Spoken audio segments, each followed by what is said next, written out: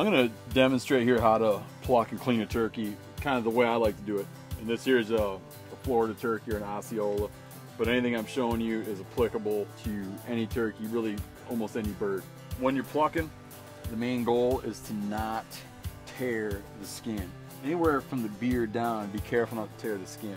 Here, the skin's very strong. We'll start here because you have much less chance of tearing the skin on the back. The trick, don't grab too many. If I just grab all these feathers and yank, I'm gonna rip the hide right off. A couple feathers at a time. They pull easiest if you're popping it against the grain, upward, toward the head of the bird. So in the sensitive places, like on the breast, you'll find that you have to go with the grain to prevent tearing. Without a doubt, the toughest feathers on a bird are along this line right here. Sometimes you just get fed up trying to get these out. Along here they can get really hard to get. And I'll just burn them off with a cigarette lighter. I'm gonna get the wing out of the way now just to ease up to make it easier to pluck the other portions. I just wanna come in through this stuff.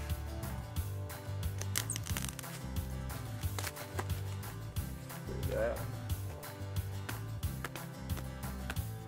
This part right here is called the breast sponge, and it's just like, you know, not good to leave that on there. That'll spoil what is just a big deposit of fat the bird uses to get by when he's not eating so much during the breeding season. This is very important you get rid of this thing before you go storing it in your fridge or storing it in your cooler. And that you just discard. This guy took some pellets in his neck, so I'm not going to worry about keeping that neck. Then finally I'm going to gut it, and I can gut it mostly just by making a small cut right here. Open that up. Get the heart, liver, gizzard. What I like to save for giblets. So now this bird here, like the field portion is done. What I like to do for grilling and smoking them is cutting them in half, and I'm going to show you how to do that next.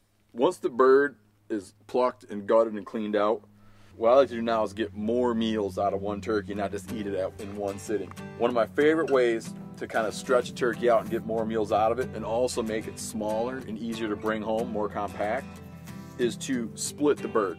I get all the meat off the bird, but I have a boneless breast with a bone-in leg and thigh and a bone-in wing. And the way I do that is I set the bird on his back just like this, and I go in and make a cut right down the center of the breastplate,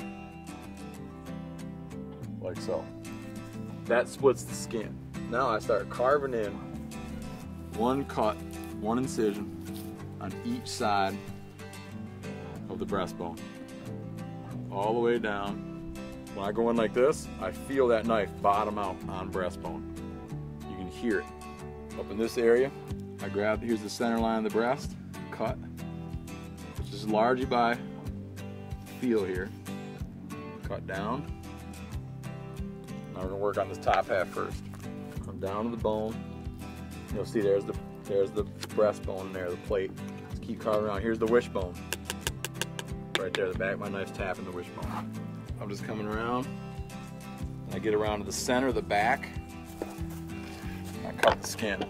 So what we have now is half the turkey. And what I like about when you're hunting somewhere else, you need to bring it home or freeze it and bring it home on a plane or whatever you're doing.